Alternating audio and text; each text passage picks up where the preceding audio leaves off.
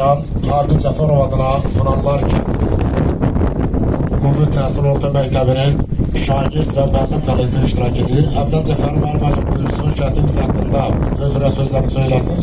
Çox hörmətli, dəyərli, hamımızın əziz olan bütün şəhid ailələri, hörmətli Cəmil Hüseynov, hörmətli Hunanlar kəndinin ictimaiyyətinin bütün nümayəndələri, çox hörmətli yaxından uzaqdan gələn şəhid ailələri, çox hörmətli Hunanlar kənd Kabil Cəfərov adına tam orta məktəbinin rəhbərlik başda olmaqla ziyalı müəllim kollektivi, hörmətli şagirdlər, bugün sizi möhtəbər bir gündə şəhidimizin anım günü olan şəhid bulağı qarşısında salamlayır və bütün şəhid ailələri qarşısında, anaları qarşısında, valideynləri qarşısında baş əyirəm.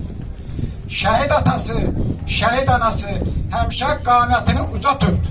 Ona görə uca tutmalısan ki, sən müstəqil Azərbaycanın Ulu Öndər Heydər Əliyev tərəfindən əsası qoyulan müstəqil Azərbaycanın vətəndaşı olaraq gözəl evlatlar böyütmüşsünüz. Elə evlatlar ki, 30 il həsrətində qaldığımız işğal altında olan torpaqlarımızın azadlığı uğrunda öz canlarından keçən bu şəhidlər bugün burada dalğalanan müstəqil Azərbaycanın dövlətimizin atributu olan bu bayraqları Qarabağımızda dalğalandırdılar.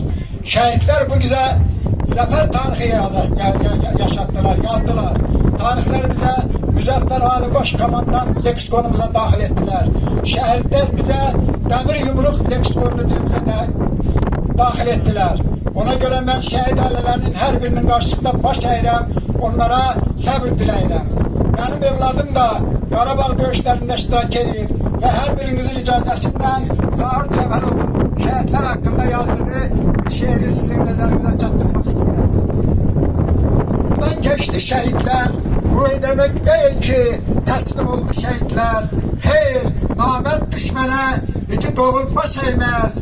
Yurt ki azad olmasa, igidlər sakit durmaz. Vətən uğrunda əgər vuruşsa hər bir igid, vətən üçün həlak olan, onlar adlanır şəhid. Yalnız xalqın yolunda şəhid oldu igidlər.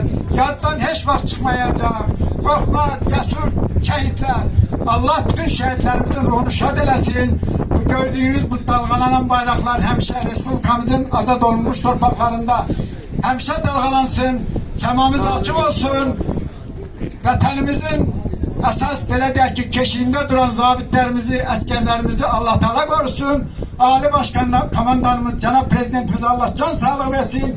Hər birinizə təşəkkür edirəm.